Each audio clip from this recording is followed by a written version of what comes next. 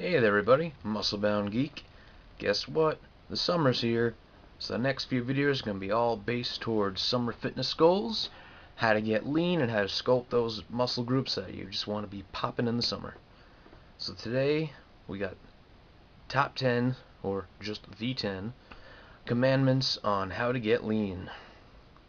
Number 1, do not covet your neighbor's physique. In other words, do not try to look like someone else. It's great to admire someone else's physique. It's a whole other thing to want to mimic exactly what someone looks like, right? Like, I'll go back to the example again. Guy wants to look like Arnold did back in the day. You want to train like him, eat like him, you want to mimic every move he makes. And even if you do, you're going to look in that mirror and go, okay, I still don't look just like him. This stuff boils down to genetics and personal preference. Our bodies will react differently to a diet or a training program than someone else's will. You need to forget about looking just like that person and try to look your very best. So, if you're constantly comparing yourself to someone else and you're not getting there, it's going to brew toxicity in you. It's going to set off negative thoughts. You're going to just start beating yourself up. Why am I not getting there? Why? I've been training my ass off. Why do I look like this? I'm cut, I'm lean, but I'm not bulky or something, or I'm jacked up and I want that nice slim. If you do this, you're going to set up failure in your fitness goals. It's you against you. Do your very best. Do not try to mimic someone else. Admire, absolutely, and be inspired, of course, but don't try to mimic. You got to recognize your own strengths. Your friends have amazing legs. Do they have a strong backside that you can just hit thrust like a billion pounds on a good day? Good for them. What about you? Maybe you can hit a ball faster. You can run harder. Or you're unbelievably great with shoulder exercises. It's all about self-improvement. But you got to understand your own strengths and play to your own strengths. Obviously train your weaknesses, but it kind of focuses back on the number one. Don't envy someone else's. You got to focus on your strengths, build those up, and use those as your goals. You got to walk with confidence. Rule number 3. That was a 4. It's not just in the gym. No matter where you are, what you're doing, keep your head up high, own yourself, do that with everything. Be proud of your body, be proud of who you are, be proud of your goals. This kind of focuses on the don't let doubt and negative thoughts get in your head. Gotta stay positive. Don't let yourself feel bad for hassling yourself. Don't feel bad about if you want to go to a restaurant. You're like, I'm going to stick to this diet. Like, don't feel like a dick because you're like, oh, waiter, does this have this on it? Could you please not? Like, that. It's about you getting what you want.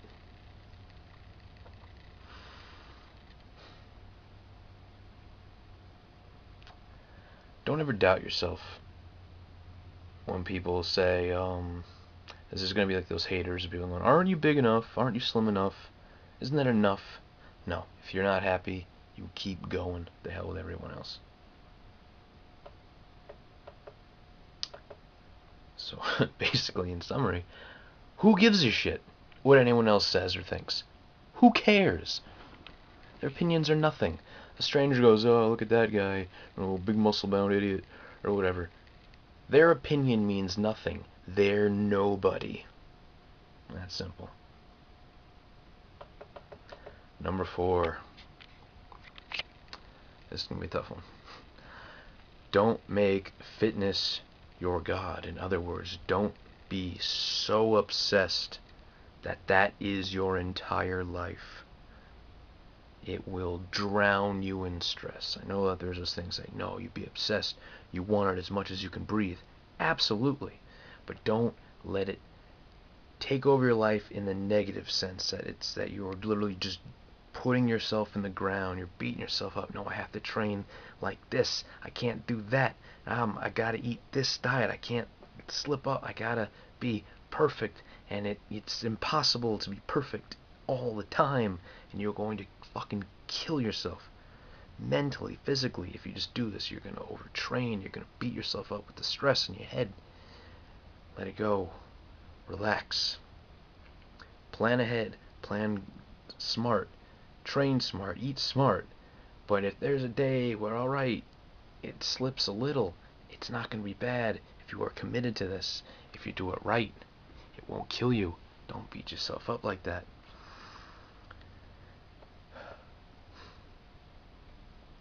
It's not going to solve all your life problems. It should be an important part of everyone's lives, but it should never take your number one spot. Family, friends, religion, spirituality, whatever's important to you, it should come first. Don't, like I said before, don't become so obsessed that it is your life, that everything else goes out the window. Definitely make it important, definitely obsess about it in the good way. Make it your love, make it your passion, bust your ass, but don't let it consume you to the point where it is all you have.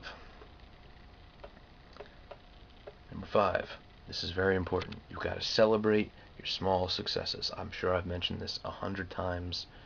You have your overall goal, that's your end result, that's what you want the most. And obviously, it's not going to be an immediate change. You're not going to go from day one to boom, I look like that. Notice every little change you make. Celebrate it. Know that you're getting somewhere. Like, 12 weeks down the road, you're obviously not going to be your final goal, but, I've lost weight, I've increased chest size, like my chest is now wider, my biceps are taller, or my abs are popping more now. You gotta celebrate those little small successes. Like every 4 weeks, really check yourself out and notice the changes. Even with your diet, say you're at, I don't know, like a party or whatever, there's not gonna be a whole lot of healthy choices, but maybe like this vegetable platter and like a big bag of like nachos or whatever. Like, alright, hey, at that party, you know what? I said, fuck those nachos. I ate all them vegetables. That's a small success. Right there. Even some just little stuff like that. It's really just staying positive and knowing that you're doing the right thing. Give yourself some credit. Number 6, you gotta rest. Gotta rest. Resting is what makes you grow, what makes you heal. You can bust your ass training, you can get that proper diet, but if you're fucking exhausted, nothing's gonna happen. Your body needs to rest. You just kick the ever-living shit out of yourself. You gotta chill. I've noticed this. I bust my ass at the gym and I'm up like till 1 and I'm like, how come I look like shit? How come I feel like shit? How come it looks like my muscles are like, dude, we're fucking done and just out. Like, why is that? I need to rest. They gotta heal up. They gotta sleep. They gotta grow again. That's what you gotta do. You gotta take a rest, man.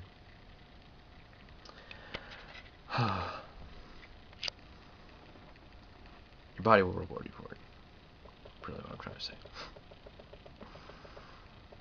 Be consistent, of course.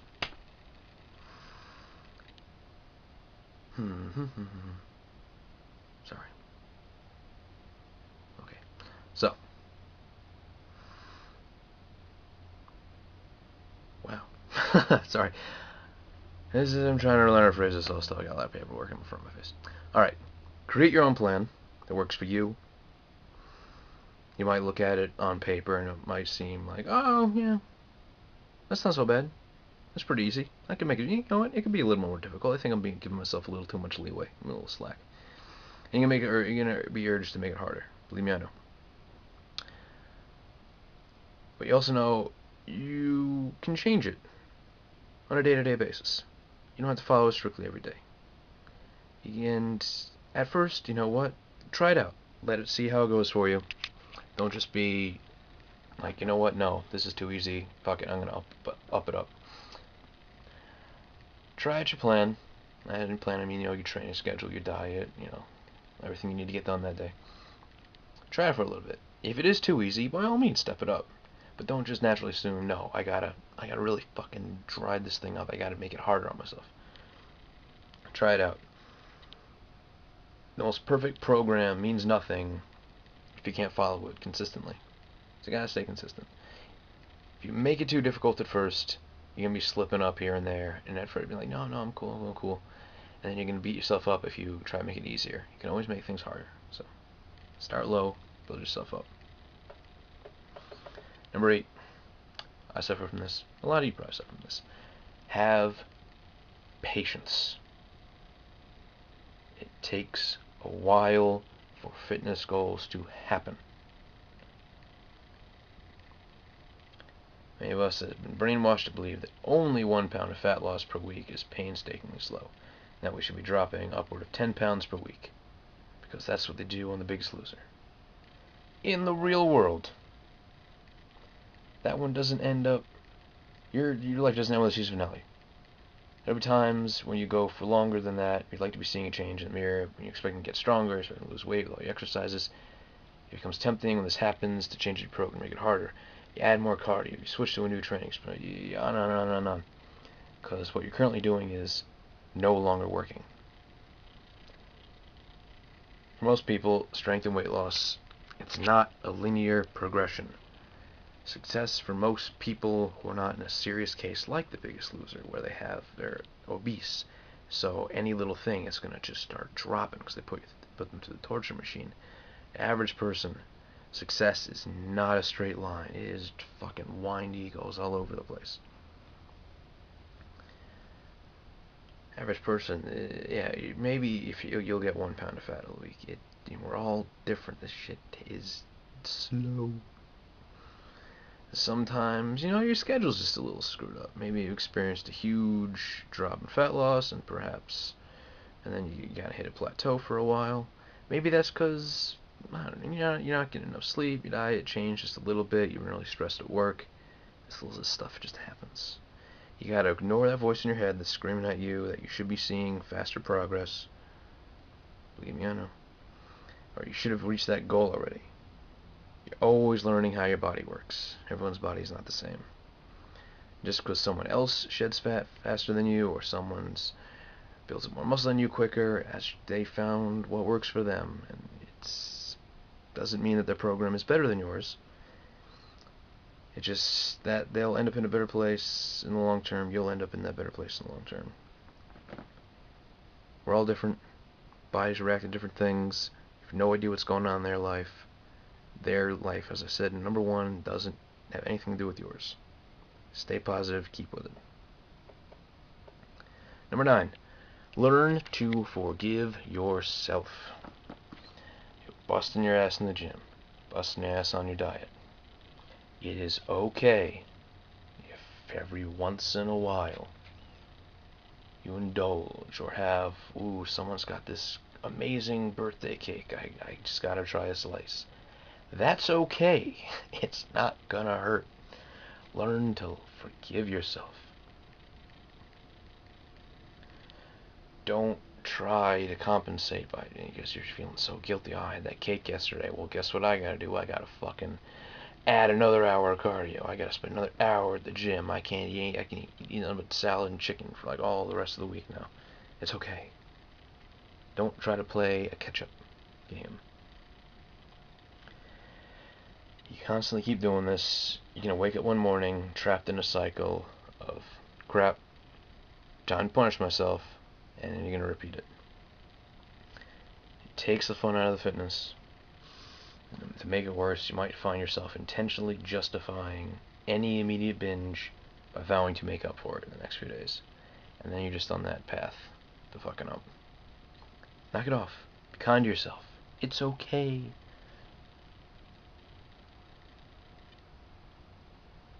Really, that's it. Just pick up where you left off. It's alright. A little thing like that ain't gonna kill you. Just don't fall into that little trap. And number 10. It's gonna be a little bit difficult, but something to look for. Surround yourself with awesomeness. The greatest predictor of success isn't your family background. It's not money, it's not education or dumb luck. It's your support system, it's your support group. It's the people who you interact with the most and whom you feel the closest. If you are constantly surrounded by people who don't share your enthusiasm or support you or have like-minded individuals, it's going to bring you down. It's gonna make you feel crappy. Let's say you're in a relationship, you're a fitness nut, you love it. And they're like, why are you doing that? Stop doing it. Sorry. But your girlfriend's like really into fitness or whatever, and she's like, oh no, you need to be more feminine. Stop lifting weights, stop getting big. He's gotta go. He says it's just gonna make you feel like shit. Same thing, vice versa.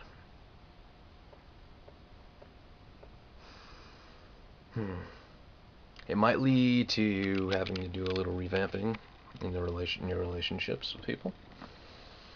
It will pay off. It will suck at first, but if you're 100% committed to fitness and you got people telling you, no, knock it off, it's crap, you should be doing better, or they're the opposite thing, like don't stop it, clearly you're not being hard enough, like that guy,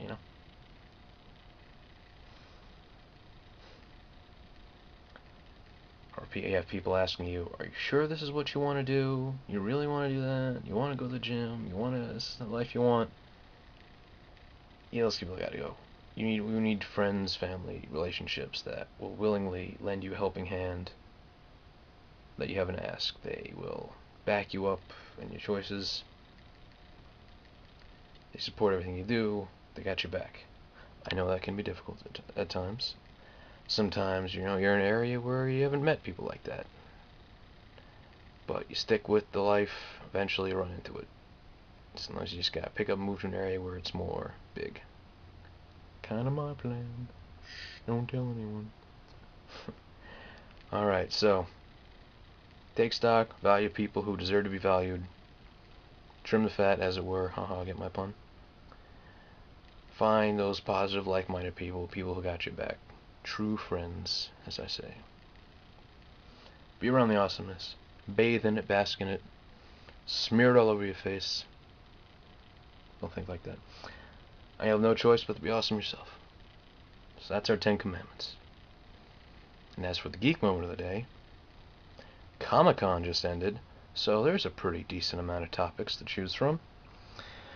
So instead of geeking out on myself, mentioning Godzilla or anything, I'm going to bring up the fact that something that's really going to affect most of the population. There are not a whole lot of Godzilla fans out there. But the one people seem to be freaking out the most, I'm freaking out about the most, but I can't tell by my very calm demeanor, right? Is the Man of Steel sequel will now be the world's finest. What does the world's finest mean? That means Superman will be interacting, possibly battling, teaming up with, who the hell knows, Batman. That's right. The next Superman movie will be a Batman-Superman crossover. Can't you tell by my freaking outfit here? I got my Batman shirt, I got my Superman shirt. That didn't really give it away. So yeah, wow. There are so many possibilities this could come from. They've teamed up so many times. The way they introduced it is they read off the quote from The Dark Knight Returns, where he's just basically cussing out Superman like, I beat the fuck out of you, you better remember for the rest of your life. Is that what's going to happen? Is there going to be like a misunderstanding and Batman's going to pull out all the stops to try to take down Superman? Are they going to meet up somehow? Are they going to team up? What's their relationship going to be like? Is it going to end up hinting at, hey, we should probably start recruiting more people, make a Justice League? How's it going to go? We don't know. Everyone's got a billion thoughts going through their head. So that's really exciting. So, yeah. That's it for today. Remember, stop sitting around dreaming. Get up, start doing. I'm going to try to get out more of these a lot more quicker. A lot more quicker. Is that a real thing to say? Bad grammar. So, next week, start focusing on how to make those abs sexy, how to make those butts sexy. All those summer muscles. Alright, see you guys later.